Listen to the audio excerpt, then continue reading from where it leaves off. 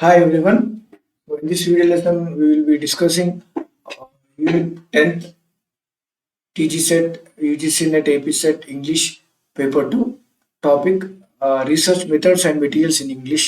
So in this unit, so we are going to discuss what are research sources or materials in English studies. So ఇందులో ఈ unit 10th లో ఉన్న ఈ sub topic ని మనం research sources ఏంటి అని చూద్దాం. So research materials or research sources English literature లో కానీ ఇంగ్లీష్ లాంగ్వేజ్ లో కానీ ఉండేవి ఏంటి అంటే సో ఎవరైతే రీసెర్చర్స్ ఇన్వెస్టిగేట్ చేయడము అనలైజ్ చేయడము వాళ్ళ ఆర్గ్యుమెంట్ సపోర్ట్ చేయడానికి వాడుకునే ఒక సోర్సెస్ ని మనము ఇక్కడ రీసెర్చ్ సోర్సెస్ అంటారు. సో అందులో మనకి what are types of sources చూద్దాం. Primary sources, secondary sources, reference materials, digital and online resources. So ఈ ఫోర్ మనం one by one will discuss. Primary sources. So primary sources లో ఒరిజినల్ టెక్స్ట్ ఉంటాయి లేదా data అది మనకి డైరెక్ట్ ఎవిడెన్స్ రీసెర్చ్ పనికొచ్చేదైతే అటువంటి వాటిని ప్రైమరీ సోర్సెస్ అంటారు. So for example novels, short stories, poems, place ఇవి రైటర్స్ లేదా పోయిట్స్ రాసిన ఒరిజినల్ టెక్స్ట్ ని ప్రైమరీ సోర్సెస్ అంటారు. అంటే ఫర్ ఎగ్జాంపుల్ ఆర్కే నారాయణ్ అనే ఒక నావలిస్ట్ ద గైడ్ అనే ఒక నావల్ ని రాశాడు. ఇది ప్రైమరీ సోర్స్ అవుతుంది, ఒరిజినల్ టెక్స్ట్. సో అటువంటి దానిని ఇంగ్లీష్ లో మనకి ప్రైమరీ సోర్స్ గా తీసుకుంటారు. అలాగే ఒరిజినల్ డాక్యుమెంట్స్ అంటే letters, writers of letters, authors యొక్క letters, diaries, memoirs, journals, speeches, autobiographies ఇవన్నిటిని కూడా మనకు ప్రైమరీ సోర్సెస్ గానే పరిగణిస్తారు. ఎందుకంటే ఇది ఫస్ట్ హ్యాండ్ అకౌంట్ కాబట్టి సో వాటిని ప్రైమరీ సోర్సెస్ గా తీసుకుంటారు. For example letters of Emily Dickinson, so ఇవి ప్రైమరీ సోర్స్. అలాగే మ్యానుస్క్రిప్ట్స్, ఇంటర్వ్యూస్ విత్ ఆథర్, అలాగే film adaptations of literary text. So these are all come under the primary sources. We call them primary source. Primary source అంటే original text written by writers or novelist or poets or authors. Then secondary sources ఏంటంటే works that analyse, interpret, critic. Primary sources ని analyse చేయడము, interpret చేయడము లేదా summarise చేయడము, paraphrase చేయడము, criticise చేస్తూ రాయడము, రివ్యూ రాయడము, ఇటువంటి వాటన్నిటిని సెకండరీ సోర్స్. అంటే ఇది ఒరిజినల్ టెక్స్ట్ కాదు, ఆ ఒరిజినల్ టెక్స్ట్ పైన అనలైజ్ చేయడము, ఇంటర్ప్రిట్ చేయడం, లేదా క్రిటిక్ రాయడము, అలాగే ఏదైనా రీసెర్చ్ ఆర్టికల్ రాయడము, అటువంటి వాటిపైన ఇంకేమైనా ఒరిజినల్ టెక్స్ట్ పైన బుక్ రాయడము, అటువంటి వాటిని సెకండరీ సోర్సెస్ అంటారు. For example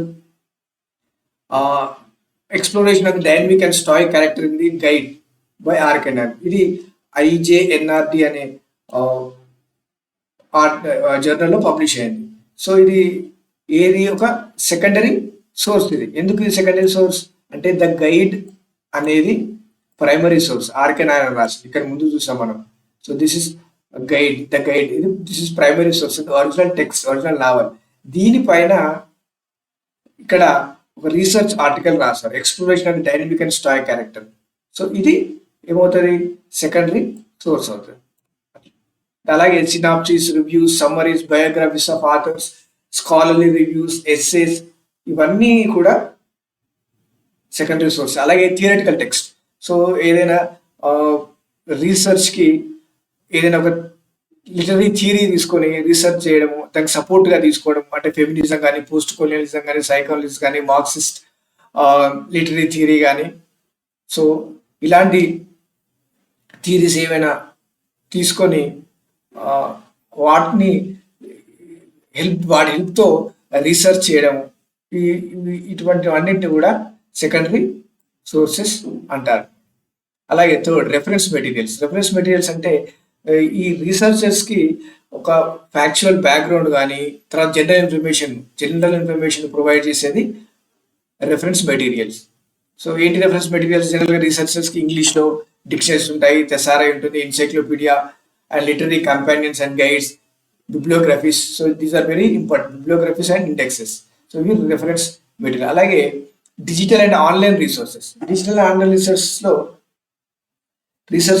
రీసెర్చర్కి electronic databases, archives, ఇవి ఇంగ్లీష్ రీసెర్చర్కి English language or English literature రీసెర్చర్కి టెక్స్టువల్ క్రిటికల్ మెటీరియల్ను తీసుకోవడానికి ఉపయోగపడతాయి. So for example online database చూడండి, just. So this is just it's ఒక ఆన్లైన్ డేటాబేస్. ప్రాజెక్ట్ న్యూస్ కూడా ఆన్లైన్ డేటాబేస్. అలాగే గూగుల్ స్కాలర్. సో ఇందులో మనకి ఏదైనా సెకండరీ సోర్సెస్ సంబంధించి ఏది అయినా మనం సెర్చ్ చేస్తే ఇందులో మనకి మెటీరియల్ లభ్యమవుతుంది. అలాగే digital archives and libraries. So British library, digital collections, Gutenberg project, ఇవన్నీ కూడా డిజిటల్ అండ్ ఆన్లైన్ రిసోర్సెస్ అంట. సో అలాగే institutional రెపాజిటరీస్.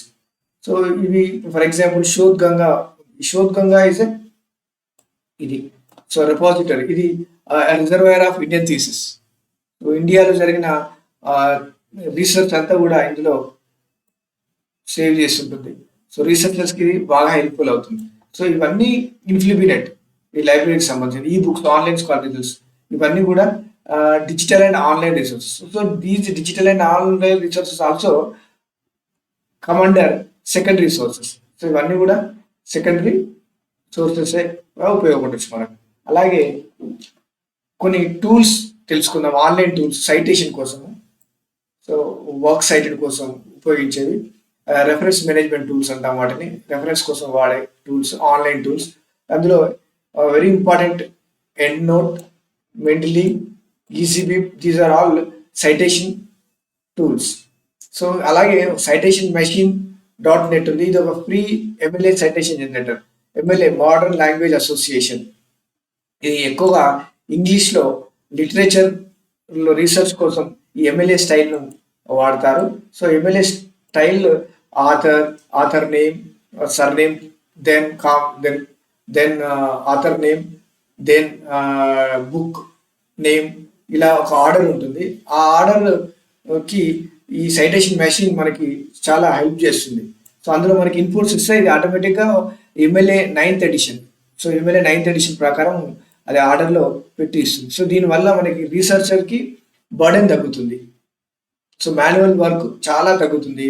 So it makes these citation generators makes their work very easy. They lessen their burden. So summary చూద్దాం. So important ఇందులో అంటే primary sources and secondary sources. So what are the primary sources? Primary sources are main text or original text. అవి directly study, interpret. So అవి మనం చదివి మన రీసెర్చ్లో మనం రాసుకోవడానికి. సో ఫర్ ఎగ్జాంపుల్ ఇక్కడ యానీ-జాన్ ఉంది. Annie John it's written by Jamaica Kincaid, Caribbean women author. So ఈ Annie John it's a novel. This is an primary source, ఎందుకంటే ఇది ఒక మెయిన్ టెక్స్ట్. అలాగే ఇదే కాకుండా ఈ ఆథర్ రాసిన, జమైకా కిన్కేడ్ ఆథర్ రాసిన ఆటోబయోగ్రఫీ కావచ్చు, మెమోవా కావచ్చు, ఎస్సేస్ కావచ్చు, ఇంటర్వ్యూస్ కావచ్చు, లెటర్స్, స్పీచెస్, ఇవన్నీ కూడా ప్రైమరీ సోర్సెస్ అవుతాయి. సో ఒకవేళ మీరు ఎవరైనా జమైకా కిన్కేడ్ పైన రీసెర్చ్ చేస్తుంటే ఇంగ్లీష్లో, అప్పుడు అనేజాన్ అనేది ప్రైమరీ సోర్స్ అవుతుంది. ఆమె యొక్క autobiography, memoir, personal essays, interviews, letters, speeches, ఇవన్నీ కూడా ప్రైమరీ సోర్స్ అవుతాయి. ఎందుకంటే ఇవన్నీ మనకు ఆమెకు సంబంధించి థాట్స్కి డైరెక్ట్ ఇన్సైట్ ఇస్తాయి. సో ఇది చూడండి, believe, interview with Jamaica Kincaid. So ఇది కూడా ఒక ప్రైమరీ సోర్స్ అవుతుంది. లేదా జమైకా కిన్కేడ్ యొక్క స్మాల్ ప్లేస్ చూసామనుకోండి, ఎస్ఎస్, అది కూడా ఒక ప్రైమరీ సోర్స్ అవుతుంది. అలాగే సెకండరీ సోర్సెస్, ఇదే జమైకా కిన్కేడ్ ఎగ్జాంపుల్ చూడండి. So literary criticism, general articles ఏమైనా ఉన్నా అవన్నీ కూడా సెకండరీ సోర్స్ అవుతాయి. ఆమెకు సంబంధించిన నావెల్స్ పైన సినాప్సిస్ రాయడము, ఆ నావెల్స్ సంబంధించి ఏమైనా రివ్యూస్ రాయడము, అవి సెకండరీ సోర్సెస్ అవుతాయి. సో అలాగే ఎస్సేస్ రాయడం, ఈ రైటర్, ఈ జమైకా కిన్కేడ్ ఇంకొక రైటర్తో కంపేర్ చేస్తూ రాసిన ఎస్సేస్ కానీ, థీసిస్ కానీ, అవి సెకండరీ సోర్సెస్ అవుతాయి. సో అంటే ఇది సెకండరీ సోర్స్ అనేది ప్రైమరీ సోర్సెస్ మీద బేస్ చేసుకుని రాసేవి secondary sources. For example the rhythm of reality in the works of Jamaica Kincaid. So ఇది జెస్టర్లో పబ్లిష్ అయింది, డాన్ సిమన్స్ పబ్లిష్ చేసింది. ఇది ఒక research article. So this is a secondary source. So ఎందుకంటే జమైకా కిన్కేడ్ ఒరిజినల్ టెక్స్ట్ పైన, works పైన ఈ ఆర్టికల్ రాయబడింది. So this is a secondary source. So these are this is the difference between primary and secondary sources. And thank you for watching this video. Thank you very much.